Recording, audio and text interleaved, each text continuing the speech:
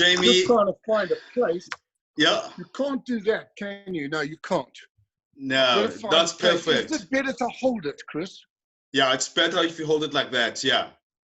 Cool. Okay, perfect. Jamie, we are live now. So thank you very much for joining me on this platform. Just maybe for those who will be watching this video, this is the Minds of Good Health platform.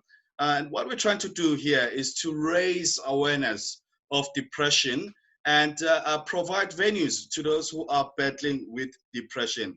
So Jamie, it is really a privilege and an honor to have you on this platform. I always want to call you David Gennaro. I don't know why, but I know your name is Jamie. So really, it is an honor. Jamie, just before we start, I thought you would. It would be nice if you just tell us a little bit about yourself. Just maybe some of the things that we don't know about you. Maybe just maybe what is your favorite time of the year? What do you really enjoy doing? When I read about you, I also found that you went to Rondebosch High, which was quite new for me because I taught at Rondebosch High ages ago. I taught life skills and Bible studies there, but this is ages ago at Rondi's. Wow, Chris. Yeah. Chris, you're revealing yourself here. Yeah. Yeah. Anyway, Jamie, tell us about yourself. A little bit about myself. I fled here with my family from the UK because my father was disabled and he needed to get to a much warmer climate. South Africa became an option and we came here. My father had a motorcycle accident, was very badly bashed up, and was in hospital for a period of years and had many, many operations, especially during that time in the late 50s and 60s. And we came to South Africa, and I had a interesting sort of growing up here, and went to many schools. You know, the reason I went to many schools will become obvious during the course of the interview. And I ended up studying partly here and partly in the UK to become an actor. And then, you know, obviously, once you've done your training, you have to set about trying to be an actor, which takes many, many years, many directors, many performances, and many teachers who aid and abet you to become into that skilled place where you even have you have the goal to call yourself an actor. Wow. Does that make sense? Yeah, it makes sense. Absolutely. Well, that's great, Dave. Jamie, sorry. I keep calling you David. No problem. Anyway. You're only as good as your last show. Yeah, I mean, that was brilliant. That was a brilliant show. And that's how you know now, Mr. Gennaro. Yes. Jamie, I read something. I mean, it's funny, you know, when he... Yeah? Sorry, just repeat that. Just repeat that, Christopher. No, I was just saying that I read something this morning, and it was quite perceptive, really. And let me quote it. It says, it said, "My only relief is sleep. When I'm asleep, I'm not sad, I'm not angry, I'm not lonely, I am nothing." Let me just repeat it again. This person wrote, "My only relief is sleep. When I'm asleep, I'm not sad, I'm not angry, I'm not lonely, I am nothing." It was quite perceptive, sad, and because you did speech and drama, so you can imagine it. It is the saddest thing I've read today. And I thought, how many South Africans are feeling like this? They feel just they are just empty. They're in space. Their body has moved away from their soul, so to speak. And really, this is about mental health issues during this time. During this COVID-19, people are battling. And I wonder, Jamie, how would you encourage South Africans to maintain mental health during these difficult times? So maybe you can just give us some few pointers there. Well, thank you very much, Chris, and thank you for that beautiful quote. From whence does it come, may I ask? I'm not sure. I was just reading on stuff about depression and mental health, so I'm not quite sure. Yeah. Well, Chris, it's a beautiful nugget of truth there. Yeah. The reason that we all recognize it is because we all recognize that in all of us. The fact that that person was even feeling that sleep was the only thing that trampolined them into a universe that was without feeling, without fear, means that they were recognizing that they were overwhelmed, that they didn't have the mechanisms to cope. And so therefore the only escape they knew that harmed nobody and only seemed to suppress the symptom was the idea of going to sleep, enforcing sleep, drugging sleep, drinking sleep, or just wanting to go to sleep all the time, to forget, to stay away, to be in the kind of metaphorical pillow that is that slumber. So it's a fantastic quote. Well done. How do we deal with that, Chris? Well, I think that many more of us than we think are on the ambit, the border, the parameter line of depression, or have been in our lives. Depression caused by shock, postnatal depression, post-traumatic depression, shock, moving house, death of a family member, or even an economic invisibility like what COVID has done to our people. People like mums and dads not being able to go outside for months and months on end, not having ability to go and buy underwear, to go and have their hair done, their roots done, their feet done, their internal toenails, not seeing their loved ones, not being allowed to see their loved ones by law. All of these can serve as nipples to excite, to set off, to trigger a depression, to trigger an OCD behavior, to trigger a behavior that is not within your control. We recognize that COVID is big enough, and the spin-offs from COVID, the invisible spin-offs, of which there are many and they're debated all the time, are big enough to trigger off such an unbelievable reaction from the human body that very few of us are able to control. Over to you. But how then do we try to maintain just to keep sane? How do we do that? Because now there are pressures out there and there are pressures internally. So here at home, I'm battling, there's no sugar, there's nothing. But out there, I can't go out there because the law says I cannot go because there's this monstrous pandemic.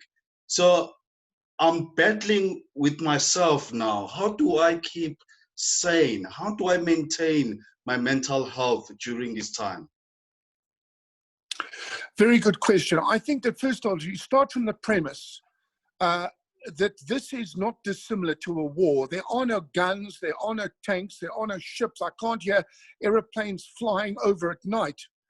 But I know when I peek outside, when I get in my car, because I've got to go and get my daily victuals, that I most certainly have a non-visible invader, this COVID-19. It has affected my pocket. It has affected the way my self-esteem. It's affected huge concern about my family and a lot of people very close to me. And so therefore, how do we go about it? Number one, during the course of a war, we know that we're going to dig down deeper than we've ever dug. We know that what we thought was the bottom of my well. Believe me, guys, we are going to dig deeper than what we previously thought was the bottom of our well, the bottom of our emotional well, the bottom of our strength, our steel, the bottom of our pocket, the bottom of managing our emotions, trying to keep a sane voice in the family despite the noise around. I think that we're going to be having to turn to practical things like I need to exercise. Yeah. I need to center my breath. I need to exercise much, much more. I need my oxygen. I need to exhaust myself physically so I feel the touch of my breath. I need to keep my body alkaline more than ever before. Yeah. I need to keep my, that 8 meters of tract twixt the molar teeth and the toilet bowl. That digestive tract needs to be alkaline and needs to be full of really good probiotics to actually ward off, because a lot of your mental state, your feel-good hormone, 80% of it is manufactured in your gut. Wow. So if you're drinking pasteurized food, pasteurized cooked, white Albany, blue ribbon, Iwisa Ace all day, and you're drinking lots of fizzy drinks and sugars, that doesn't do anything, as you know, to activate the feel-good hormone in your gut, which needs to behave at its best like a really good compost heap that's busy manufacturing good heat, good compost on its journey down into the enamel bowl. Wow. Wow, that was very good, JB. Really, really good. Thank you very much. No, my pleasure. And I mean, I really mean that, Chris. You know, if you consider that all liquid fruit, all of those fruit juices are all pasteurized, they have no bacteriocilli in your system. As with crisps, as with beer, as with milk, it's there's no bacteria. And that bacteria is so needed by our special little bodies to just give us half a chance to feel good when we've got this enormous elephant leaning against our fragile little vessel. We need all the help we can get. I think some of it's in the gut, some of it's with exercise, some of it's with constantly maintaining a sense of self. I now can feel my bum, my glutes. Let me feel my toes wiggling in my shoes. Let me feel the pulse of my breath. Let me center myself, because everything around me seems to be going askance and a skelter. Yeah, and I think what is helpful, I was just saying to you now that I was really impressed, because our interview started at 12 and you were bang on time at 12. And so, I mean, that in itself, to be committed to something and actually do it, you know, I find it for me, when I dealt with depression, I set myself some tasks, and I try to keep them realistic. So when I say I've got a meeting at 1, I need to be there before 1, maybe 5 to 1. So that helps me with just to draw a routine, and so that realigns my mind to get the tasks done. So things like that do help as well. I find it helpful indeed. No, I think it's a very good point that you raised there, Chris. In the same way that I'm a parent, we all know that especially when things are disarray, keep the structure of bath time, keep the structure of meal time, keep the tradition of how we go to bed, if it's with prayer, if it's with a song, as we reflect on the day. Keep those things that have structure, especially during times when things appear to be disarray, like with the depression, like with bringing up children, like when you're on holiday and you're out of normality, you're out of a normal diet, everything is askance. Try and stick to the schedule that can help you and or the children or those around you to just hold on to the handrail of the things that they know. Yeah.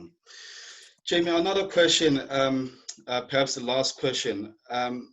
When we talk about mental health, it comes with a taboo. There's a stigma attached to it. I was saying to someone else that for a Zulu man to say, look, guys, I've battled with depression, it was just something horrible to people's ears. I mean, they didn't understand what that is. When I go out and do conferences and talk about depression, I find myself after an hour, people will still ask me, what is depression? Is that a sign of craziness? Is this like a Fontaine kind of thing, you need to go to a crazy hospital, something like that. How do we then, as a society, repudiate that? How do we relegate this nonsensical notion that that there's something wrong when you talk about mental health, wellness? Well, I think that one of the ways one would do it is just, I know this sounds such a boring thing, but educate people that Black females can have postnatal depression. This is a very real hormonal thing. That a Black Zulu man, you might not think that this is possible, but if you go to the doctor, he will say, this is a genuine case of depression. This is hormonal. This is a salt issue. This is something this comes on the back of a series of events. And this little person from outside Pietermaritzburg, or this person born on the outskirts of Pretoria, has got a very real, recognizable medical condition. And until we realize that that's not a laugh, that we can say that in public, that it's being received as somebody who recognizes that that's, the space that I've been in, that's the space I'm in. We can't receive it until we know that, hey, that's okay. That's brave. That person opened up. There's nothing wrong with that person. This too can actually pass. Yeah. Really wise words there. Jamie, just maybe last words for as encouragement to South Africans. How would you just encouraging words to South Africans during this time? My encouraging words are this, guys. Do you know what? Our eyes are in the front of our head. Yeah. And therefore they look into the future. So in trying to be strong, the future is quite uncertain. Be strong in the present. Live moment by moment. Box what's immediately in front of you. And don't be scared about the other guys outside the ring. You can't even see them. You can only box what's right in front of you today. In the same way that people deal with depression, deal with being overtaken by alcohol or the grip of drugs, you've got to take one day at a time. That's the only way you can do it. Be strong, acknowledge yourself, pray, do whatever's required on that particular day. And in so doing, you get through day by day into an uncertain future. I love you. The very best of luck.